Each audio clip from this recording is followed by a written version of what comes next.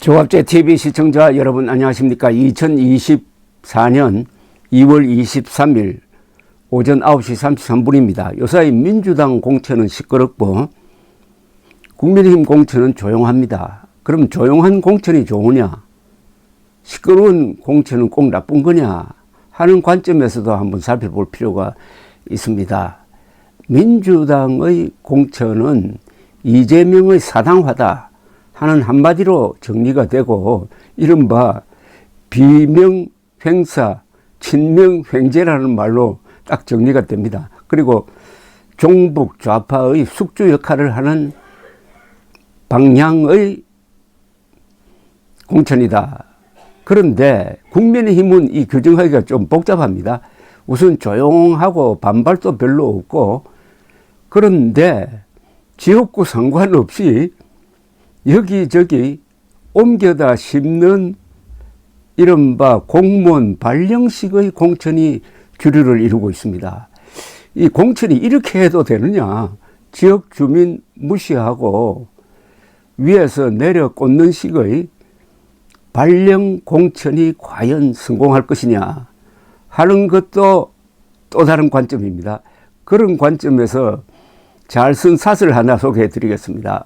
오늘 동아일보 사설입니다. 제목이 현역 돌려막고 위성당 대표의 국장, 사무국 국장이라는 뜻입니다. 물에 물탄 여 웰빙 공천, 웰빙 공천이란 말이 나왔습니다. 저는 발령 공천이라고 했는데, 국민의힘이 21일까지 전국 지역구의 70% 넘게 총선 후보를 확정했지만은 컷오프, 공천 배제된 지역구 현역 의원은 한 명도 없다. 공천관리위원회가 하위 10%에 드는 현역 7명을 컷오프 한다는 방침을 밝혔지만은 이마저 크게 줄어들 전망이라고 한다. 지역구를 옮겨 출마하는 의원은 컷오프 대상에서 제외하기로 했기 때문이다. 한편 국민의힘은 비례대표 위성정당인 국민의 미래 대표로 국장급 당직자를 앉힐 방침이다. 이처럼 현역 물갈이가 거의 없다 보니 국민의힘에서는 공천을 둘러싼 파열음이 아직은 크게 들리지 않는다.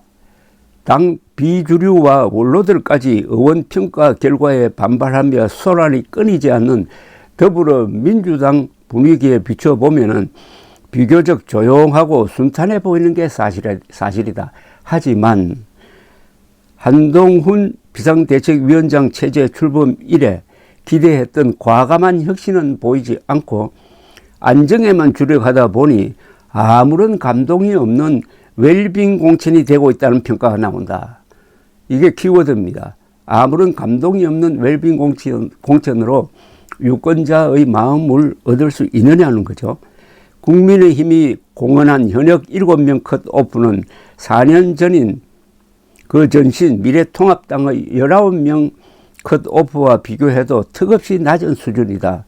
그런데 그 최소한의 쇄신마저 후퇴했다. 여기에 국민의힘 강세 지역인 영남권 현역 상당수가 단수 공천되었다. 일부 의원은 경선을 치르게 됐지만 다선 감점이 적용되더라도 오랫동안 지역을 관리해온 현역 의원에게 큰 부담은 아니라는 게 중평이다. 이런 현역 프리미엄을 두고 공천 탈락 의원들이 개혁신당으로 옮겨가거나 본회의 재표결 가능성이 있는 법안들에 탈락 의원들이 이탈표를 행사하는 것을 막으려는 조치 아니냐는 해석이 나온다. 쉽게 말하면은 이준석 개혁신당을 의식을 해서 이런 공천을 하고 있다. 현역 중심의 공천을 하고 있다. 이런 이야기입니다. 나아가 실무당직자에게 위성정당 대표를 맡기겠다는 것은 과거 위성정당 대표의 공천 반란 같은 사태의 재현을 막기 위해서라지만은 우스꽝스러운 발상이 아닐 수 없다. 공무원 세계에서도 이렇게는 안 하죠. 사무국 국장들은 그 공당의 대표가 되라고 임명을 한다 이겁니다.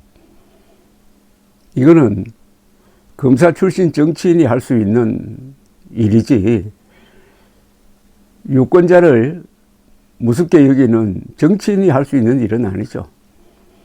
정당 공천에서 현역 물갈이는 그 당이 얼마나 개혁하고 쇄신하려 노력하는지 보여주는 중요한 지표 중 하나다. 일부 현역을 다른 지역에 재배치하고 경선을 붙이는 것이 변화와 혁신일 수는 없다. 지금은 비록 민주당의 공천 파동으로 국민의힘의 무감동 공천이 반사 이익을 얻을 듯 하지만 바뀌지 않은 그나물의 그 밥 차림의 유권자들은 냉정하게 판단할 것이다. 이거 무슨 이야기입니다. 물에 물탄 웰빙 공천, 웰빙 공천으로 지금 저 악착 같은 민주당을 당할 수 있느냐 하는 근본적인 문제점을 던지고 있습니다. 웰빙 공천, 조용한 웰빙 공천, 감동 없는 웰빙 공천. 감사합니다.